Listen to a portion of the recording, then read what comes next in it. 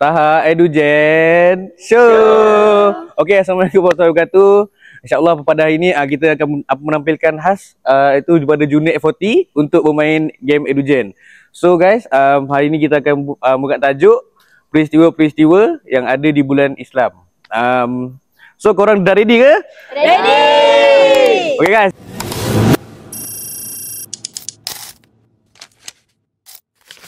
Okey, soalan pertama. Okay. Fatimah Az-Zahra wafat selepas kewafatan baginda selama A. 3 bulan, B. 6 bulan, C. 10 bulan, D. setahun.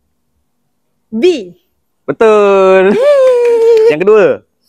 Peperangan Jamal berlaku antara pasukan Aisyah dan pasukan A. Umar radhiyallahu anhu, B. Osman, C. Ali, D. Muawiyah. C. Betul.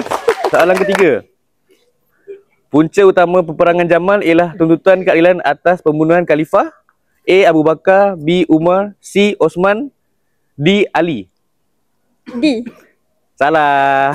Untuk soalan seterusnya, kota Iskandariah dibuka oleh Panglima Islam bernama A. Khalid Al-Walid, B. Amr bin Al-As, C. Sa'ad bin Abi Waqqas, D. Salahuddin Al-Ayyubi. B. Betul. Soalan seterusnya, soalan kelima.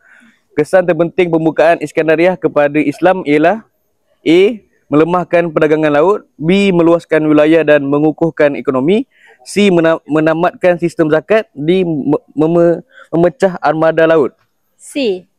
Salah. Soalan keenam.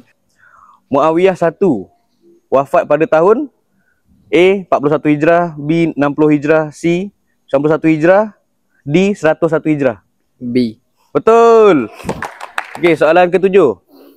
Ibu kota pemerintahan ketika Muawiyah I wafat ialah di A. Kufah, B. Basrah, C. Makkah, D. Damsyik. B. Apa? B. Salah. Jawapannya D. Okey, soalan seterusnya.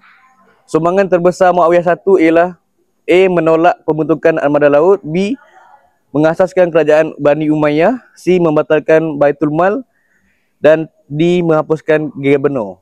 Jawapannya D. Betul. Okay, soalan second last. Umar bin Abdul Aziz wafat pada tahun A. 64 Hijrah, B. 72 Hijrah, C. 101 Hijrah, D. 194 Hijrah. Jawapan dia C. Betul. Soalan last.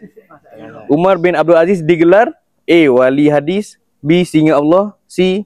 Khalifah Ar-Rasyidin kelima, D. Bapa pelayaran. Saya rasa C.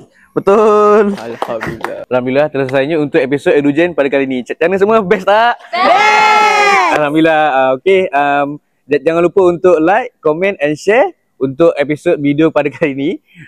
Okey, selahkan kepintaran, Luaskan pengetahuan. Bye.